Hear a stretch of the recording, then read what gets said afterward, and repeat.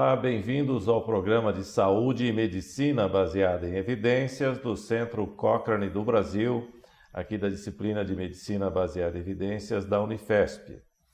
A Cochrane, como você sabe, é uma entidade sem fins lucrativos e que mapeia o conhecimento científico em saúde mundial para saber o que funciona para a sua saúde, o que faz mais bem do que mal, né, a probabilidade de dar certo os tratamentos e evita muito desperdício de recursos, de saúde e de vida, não é?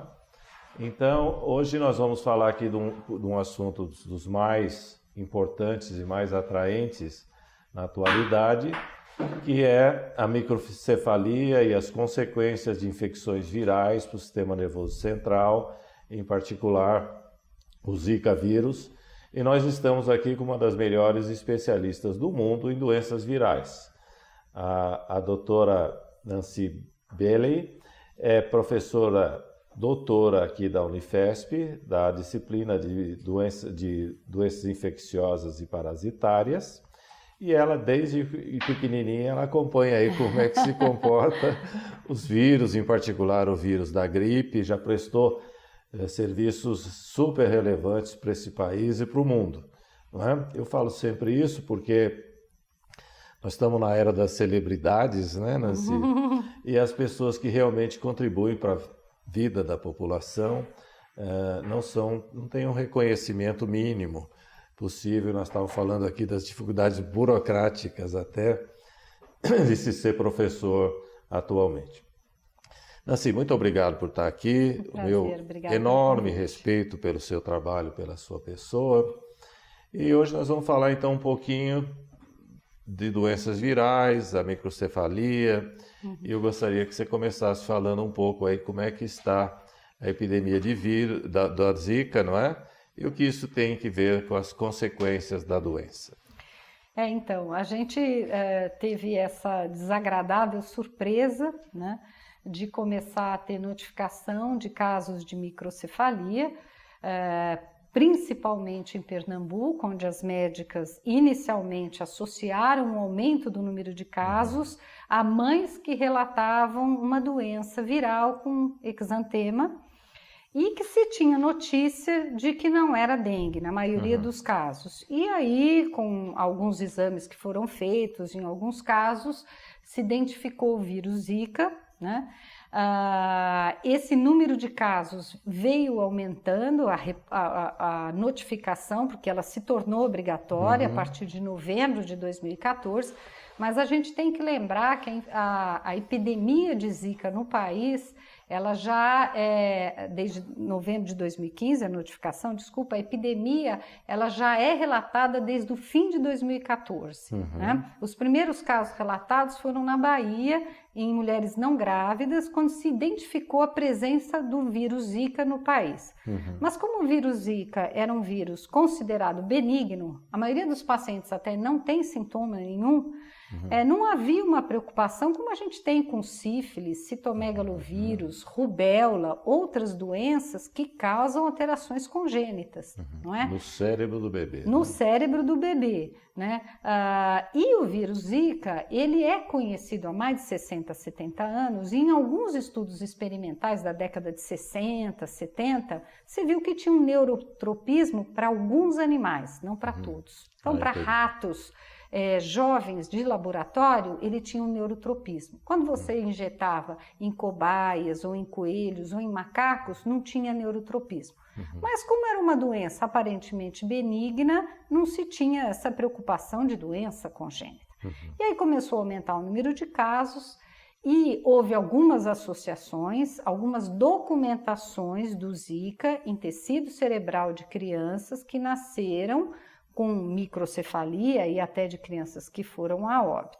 Agora, nós temos um grande problema, né, Álvaro? A gente está no meio de uma epidemia de dengue, temos o vírus chikungunya, que é de outra família de vírus, também que pode causar lesões de pele, febre, todos eles transmitidos pelo Aedes, e a gente tem uma infestação de Aedes no país inteiro. Então, nós estamos num momento muito difícil, né, com essas 3 viroses circulando. Chikungunya, excepcionalmente, também pode dar microcefalia. Pode dar também. Pode dar, excepcionalmente, mas pode. E nós temos um aumento absurdo da sífilis no país, que é uma causa de microcefalia. Estamos num momento de dificuldade no sistema público de saúde e o Zika vírus a gente tem muita dificuldade de fazer o diagnóstico, pelo menos o diagnóstico pregresso de infecção pelo Zika vírus. Nancy, eu entendo, quer dizer, você fez uma bela exposição panorâmica das dificuldades do Zika. Mas o que se pode fazer para controlar o efeito da sífilis, da rubéola e da toxoplasmose e do citomegalovírus como causa de microcefalia na gestação? Então, esses exames, exceto a toxoplasmose, né, mas a sífilis, o citomegalovírus, a sífilis, a rubéola e a toxoplasmose são obrigatórios no pré-natal. Citomegalovírus não era, vai passar a ser porque é uma causa de microcefalia. Então, teoricamente, todas as gestantes teriam que fazer esses exames durante o pré-natal e aí você documentar se a gestante já teve, não teve, tratar no caso da sífilis e da toxoplasmose, vacinar as mulheres desejosas de engravidar, aquelas que não tiverem a sua carteira de vacinação para a rubéola em dia, apesar da gente ter um bom programa de vacina no país que funciona, mas às vezes em algumas cidades, alguns municípios, você tem uma falha vacinal. Então, tudo em relação a essas doenças, é possível vacina, é possível tratamento, é possível controle para a gente conhecer se está acontecendo microcefalia ou não associada a elas. Citomegalovírus, dá para fazer alguma coisa? Citomegalovírus, até o momento, nós não temos a possibilidade de diminuir o impacto. No passado se usou muito gama-globulina hiperimune ou gama-globulina até específica contra citomegalovírus, mas os últimos trabalhos, estudos randomizados, controlados, mostraram que não há uma diminuição da infecção no feto, mesmo você usando a gama-globulina específica. Que pena. Né? É um trabalho muito recente, uma revisão de estudos. E é possível prevenir citomegalovírus? Não, infelizmente não. O citomegalovírus, ele é um vírus que tem uma disseminação por todas as formas, né? Saliva, secreção, transmissão sexual, transmissão sanguínea, transmissão no transplante. Mas tem um lado bom, felizmente a nossa população, quando as mulheres chegam na idade adulta, como ele é um vírus que se transmite muito na infância, 95% da população feminina adulta já é soro positivo para citomegalovírus. Então, em relação a citomegalovírus e rubéola, a gente fica razoavelmente garantido. A rubéola porque tem vacina e o citomegalo porque acaba havendo essa exposição desde a primeira infância através da saliva e aí as mulheres na idade de engravidar, no período fértil, elas já tiveram citomegalovírus, a grande maioria da nossa população. Com relação a toxo, a gente tem tratamento, com relação a sífilis, a gente tem tratamento, porém aumentou muito e muitas mulheres não fazem direito pré-natal, né? Isso é um problema. Em relação ao Zika, a gente tem uma grande dificuldade de diagnóstico, porque o Zika vírus pertence a uma família de vírus da mesma família da dengue, e muitas pessoas da população brasileira já tiveram dengue. Certo. E o Zika vírus circula mais em áreas onde você tem Aedes, que é áreas que tem mais dengue. Então, cruza no exame, que a gente chama de que cruza os testes laboratoriais. Se você pede um exame para Zika, ele teve dengue e o exame dá positivo, você não sabe qual dos dois. Você não sabe qual dos dois. Então, esses são os testes que a gente tem. A chance de fazer o diagnóstico é na fase aguda, quando a mulher está lá, grávida, com lesão de pele, ou com febre. Durante um curto período de tempo, em torno de 10 dias no sangue e até 2, 3 semanas na urina é possível fazer. Mas é uma técnica de biologia molecular que o Ministério da Saúde diz que vai difundir mais, né? Mas até então só feito em alguns laboratórios de referência e pouquíssimos laboratórios privados. Então imagina que aquela grávida no interior do não sei aonde, até ela chegar no serviço de saúde, até poder fazer um exame, às vezes já passou a fase aguda. E aí você não consegue fazer o diagnóstico na fase aguda. E o tipo do exame não é sorológico, não é? É feito no sangue, é um exame feito no sangue, mas há a vantagem de poder se fazer na urina, né? Pesquisar o vírus na urina, porque a pessoa excreta na urina. Você pesquisa o vírus mesmo. Né? Você pesquisa o vírus mesmo na urina, no sangue, e na urina fica mais tempo. Então isso é uma vantagem, né, para conservação, tudo, poder fazer na urina. E alguns surtos de Zika vírus foi feito também na saliva. Isso é uma vantagem, por exemplo, para crianças, né? Crianças que acabam de nascer com infecção congênita, eventualmente poderia ser feito na saliva, sem ter que picar a criança toda hora, né? Acesso Me parece que nessa fase, né, Nancy, deveria se evitar mesmo que o sujeito seja picado, porque se o exame der positivo ou negativo, vai ter que ficar na expectativa do mesmo jeito, né? Você não tem nenhuma segurança do que você possa fazer para intervir na evolução, não é? Realmente, assim, isso é uma preocupação importante, né? Porque, digamos que a gente tem uma gestante que tem uma suspeita de Zika vírus. Nós vamos fazer o exame, vai dar positivo, nós vamos acompanhar essa gestante com ultrassom, né? A Colômbia tem uma referência de que tem mais de 7.000 grávidas, supostamente com Zika, e até agora apenas um caso de microcefalia. Né? Claro que são dados que a gente vê na mídia, e isso precisaria ser checado. Mas essas mães têm que ser acompanhadas com ultrassom. Mas é o que você disse, nós só vamos acompanhar, porque nós não temos nada efetivo para fazer para essa criança. Se o vírus tem um neurotropismo e eventualmente essa criança se infectar intraútero, esse feto, e o vírus tem um neurotropismo importante, é muito no início da gestação. Né? E nós não sabemos em que período da infecção, porque a mulher, quando ela tem um Zika vírus clínico, no primeiro dia ela tem febre, no segundo e terceiro dia já aparece a mancha na pele. Mas será que essa carga viral já não passou através da placenta, já não atingiu o feto? E se eu tiver um monoclonal específico, que poder eu vou ter desse monoclonal de não atingir as células do feto? O anticorpo matar o vírus dentro do feto. Dentro do feto, quer dizer, será que eu vou ter esse poder? A gente tem várias experiências na medicina com o uso de monoclonais. Nós usamos monoclonais, por exemplo, para uma doença viral em prematuros, o vírus sincicial respiratório. Mas nós sabemos que ele inibe doença grave, porque as criancinhas se infectam do mesmo jeito. E elas usam monoclonal profilático antes da infecção. Então, assim, ainda que tenhamos um monoclonal, nós não sabemos se a gente, com esse monoclonal, a gente só vai coibir parte da infecção, a quantidade. Por outro lado, a gente não sabe se toda mãe com Zika, quer dizer, a gente sabe que nem toda mãe com Zika vai ter um feto com microcefalia, porque nós temos gemelares que nasceram pelo que você com me Zika e outros disse, sem. Ainda existe dúvida se o Muitas Zika dúvidas. é responsável por grande parte desses microcéfalos que estão nascendo, não é? Sim, sim. Precisa saber direito o numerador e o denominador, né? Quantas tiveram a doença e quantos apareceram com microcefalia de fato, né? Para ver se isso...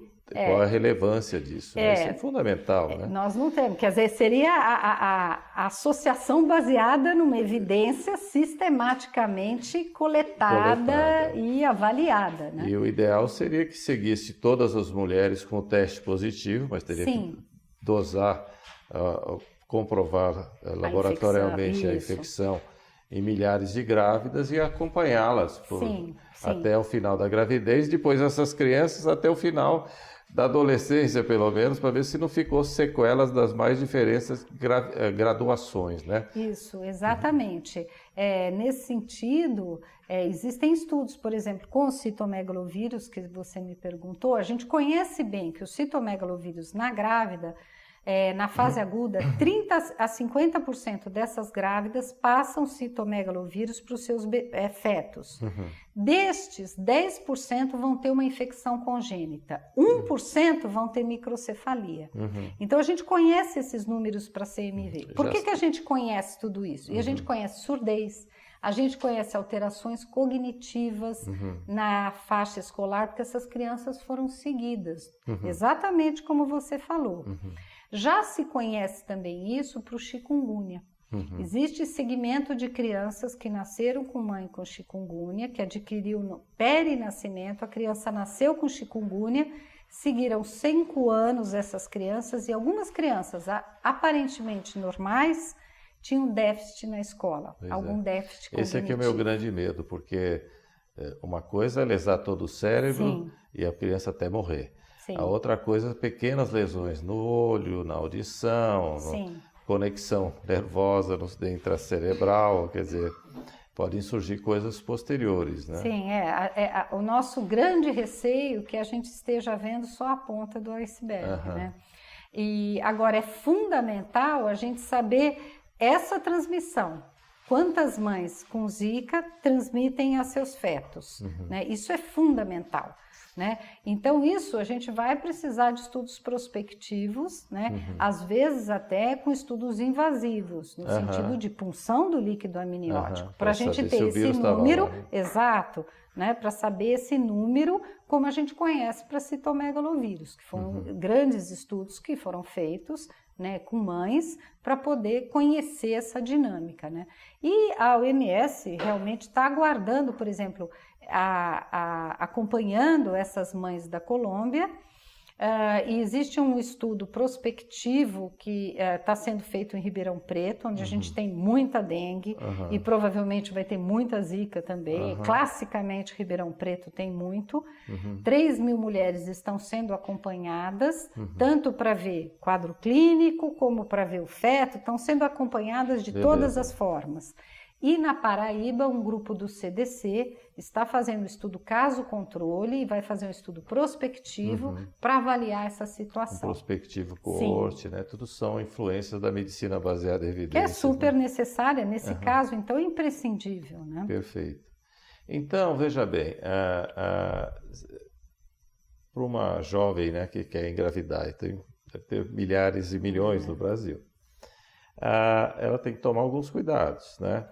E o cuidado não é só com a zika, é cuidado com as doenças que afetam a criança dentro do útero, né? Então, o que ela pode fazer? Para sífilis, antes até de engravidar, fazer o teste para sífilis, né? Sim. E depois também repetir no pré-natal. Para toxoplasmose, ela precisa evitar pegar doença, né? Não comer carne crua ou mal cozida. Vegetais mal lavados, esterilizar os vegetais com cloro, né? Fundamental, previne um monte de doença, inclusive verminose cerebral, né? Então isso é importante. Em relação ao álcool também da microcefalia, evitar álcool na gravidez, porque não dá só microcefalia, ele dá também lesões discretas que vão aparecer, depois o menino fica delinquente, você não consegue se comunicar com ele e não sabe que foi álcool na gravidez, né? Então tem que tirar isso. Falamos da toxina. E o citomegalovírus, infelizmente, não tem muito o que fazer, nem com anticorpo monoclonal e nem com um tipo de tratamento quimioterápico. O tratamento que a gente tem para o citomegalovírus, principalmente que a gente usa em pacientes imunodeprimidos, ele faz uma depressão medular importante, então a gente poderia matar o feto, né? Então realmente, e ele é extremamente teratogênico, até a enfermagem quando vai mexer com a medicação, é o ganciclovir, o tratamento para o citomegalovírus. Até a enfermagem no hospital, quando vai mexer com essa droga, se tiver grávida, não pode mexer com a droga, porque ele é teratogênico, tóxico. Então, assim, realmente não há o que fazer. Uma outra coisa que eu gostaria de colocar, que eu acho muito importante, é que vários relatos de transmissão sexual de Zika vírus. Então, eu acho que há que se ter muito cuidado, né? A gente sabe que o desejo de engravidar e a gente entende que é uma questão de foro íntimo, né?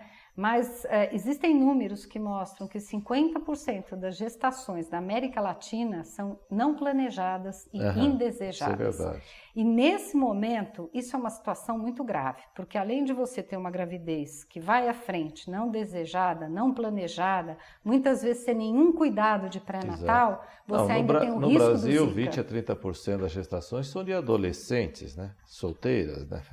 Então, imagina essa situação e ainda correr o risco do Zika e muitas vezes essas gestantes, elas têm múltiplos parceiros ainda durante a gestação, né? Que é uma situação triste, mas é uma situação social que existe no nosso país e existe em muitos lugares. E aí você tem chance, inclusive, de um desses parceiros ter uma transmissão sexual por Zika, mesmo que não haja AIDS. A gente tem visto isso no mundo. Então, muito cuidado, né? A gente sempre recomenda, a grávida tem que ter o maior cuidado. Muitas doenças na grávida, elas têm um risco de mortalidade maior. O triplo cuidado, né? O triplo cuidado. Gripe na grávida é extremamente grave, varicela na grávida é extremamente grave. Então, a grávida tem que se proteger nesse sentido. Evitar contato em lugares muito cheios, né? Exatamente. Uso de camisinha. E se o marido eventualmente viaja, trabalha, alguma coisa, para uma área de infestação e tiver supostamente chega com quadro febril, alguma coisa, fazer abstinência sexual, procurar fazer o diagnóstico no marido, o que é aquela febre, é muito importante, né? Porque a gente está num momento de uma doença com comportamento muitas vezes desconhecido, dificuldade de diagnóstico e uma situação extremamente séria, que é a questão da gestação, com essas questões que a gente discutiu, né? Que a gente não sabe o impacto a longo prazo. Perfeito, porque a gente fala de toxoplasmose, carne crua, etc., mas aí pega nos alimentos também, porque o gato contamina a terra e a terra contamina o alimento e você tem que são conhecidos esterilizar, surtos né, com de cloro. Toxoplasmose com saladas, né, surtos, uma salada no churrasco, inclusive pessoas que eram vegetarianas, que não comeram carne, só comeram a salada e tiveram toxoplasmose, porque a salada estava mal lavada. Então isso é uma coisa muito importante. E que causa, então, malformações as mais Sim, diversas. pode ter, criança. inclusive, retinites, lesões oculares, é possível. Perfeito. E em relação a camisinha, preveniria contra a Zika, contra a sífilis e contra HIV e hepatite B, outras, né? Hepatite B e outras doenças sexualmente transmissíveis, Perfeito. Né? Que eventualmente pode dar até um parto prematuro no primeiro trimestre, né? Por uma infecção local da placenta, né? É uma coisa sagrada a gravidez, né? Precisa cuidar com muito carinho, né? É uma situação muito séria. Eu acho que há que se ter um esforço nesse momento, né? Não só com Zika, mas me preocupa muito essa questão da sífilis, né? Com o controle do HIV, houve um relaxamento das medidas preventivas no ato sexual, né? As pessoas, não morrem mais, o HIV é uma doença crônica, e a gente viu um relaxamento aí. E a gente tem visto aumentar muito os casos de sífilis, né? Então eu acho que isso cuidado também contra a coma, né? Exatamente. Que é uma doença ainda bem prevalente no Brasil, causa cegueira, não é? E tudo se resume a higiene e cuidados de higiene. E é uma coisa importante a gente comentar, que às vezes as gestantes não sabem, né? Mas assim, as doenças virais, essas doenças todas que nós comentamos, a pessoa pega uma vez, rubéola não pega mais, citomegalo uma vez, não pega mais, tóxico, mas sífilis não. A pessoa pode acabar de tratar e pegar uma outra sífilis, e 2, 3, várias vezes, né? E nós temos visto complicações precoces, meningite por sífilis, muito frequente, e que no passado se achava, não, isso acontece muito tardiamente. Só no terciário. Exatamente. Então, assim, a gente tem visto essa questão e eu acho que isso é algo que nós temos que ter realmente, assim, uma força-tarefa do cuidado com essas gestantes, com essas grávidas, e fugindo com a população. Um pouco da infecção, tem o álcool ainda, né, que lesa neurônio. Imagina, quanto mais jovem for o embrião, maior é o risco de toxicidade. Sim. Grávida não pode passar perto de álcool. A gente não comentou aqui outras etiologias, né? Há uma preocupação ambiental também, né? O metilmercúrio, a ingestão de metilmercúrio é uma causa de microcefalia. A doença de Minamata da década de 50 foi uma intoxicação por metilmercúrio no Japão, que afetou gerações e gerações com microcefalia. Então, isso é um ponto também que as autoridades têm que ver, como é que está o controle do metilmercúrio, principalmente em muitas bacias hidrográficas brasileiras, porque ainda nós temos muito parque industrial que libera metilmercúrio por conta de produção química, e os peixes ingerem o metilmercúrio. E concentra. E concentra.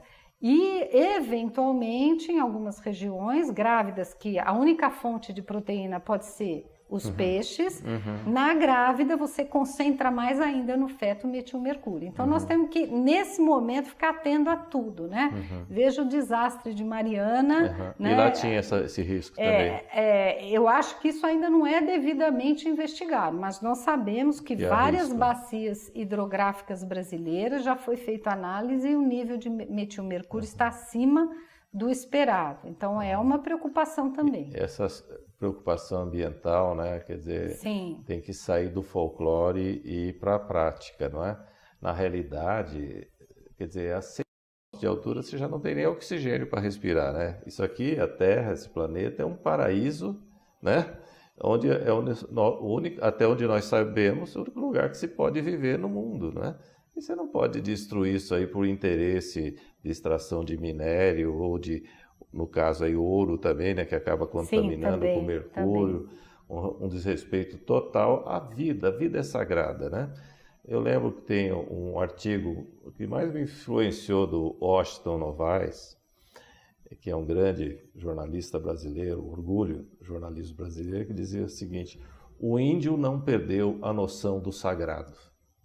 Não é? Interessante. Então, ele respeita a natureza, respeita os animais, come só o que é preciso, não faz grandes empresas. Não degrada a natureza e assim por diante. Quer dizer, a vida, seja ela na sua manifestação que for, é sagrada e precisa ser respeitada até para continuar existindo vida, né? Os congressos na África, né? Rockefeller sempre botava a gente num lugar que você não pudesse escapar, que o leão te pegava, né? Então ficava todo mundo no congresso. Tinha que ficar ali. Ficava quietinho lá. Mas quando o avião descia, vinha de um país tropical, eles paravam tudo, detetizavam o avião, depois abriam o avião. Depois abria. Não é? Você acha que isso ainda faz sentido na atual conjuntura? O avião que sai do Brasil e vai para Portugal, por exemplo? Não acho. Na verdade, o que se sabe, para o avião não, pelas questões de pressurização, ar-condicionado e tudo. Mas, por exemplo, os containers, né? Os navios, isso sim. E aí é mais difícil ainda, né? Como aí é muito mais difícil. Isso realmente controlar um container de mosquito. Isso aí é muito mais complicado. Realmente. Muito bom. Então, nós estamos encerrando o nosso tempo. Você tem a porta aberta aqui, quantos programas você achar necessário gravar. Eu queria de novo renovar o meu respeito e admiração pelo seu trabalho. Eu respeito muito os profissionais da saúde, mas em particular esse como você, que dedica a vida de maneira assim invisível, né, para cuidar da saúde de fato das pessoas, né? Obrigado por ter vindo aqui. Obrigada a você. Espero que vocês que viram a doutora Nancy Bailey tenham aprendido coisas importantes para a saúde da sua família, para você, não é? E se você gostou desse programa, recomende para outras pessoas, né? Porque vai para 28 canais, vai para o YouTube, vai para o site do Centro Cochrane do Brasil. Obrigado, Nancy, mais uma vez. Obrigada a você. Que Deus abençoe esse seu trabalho e até a próxima.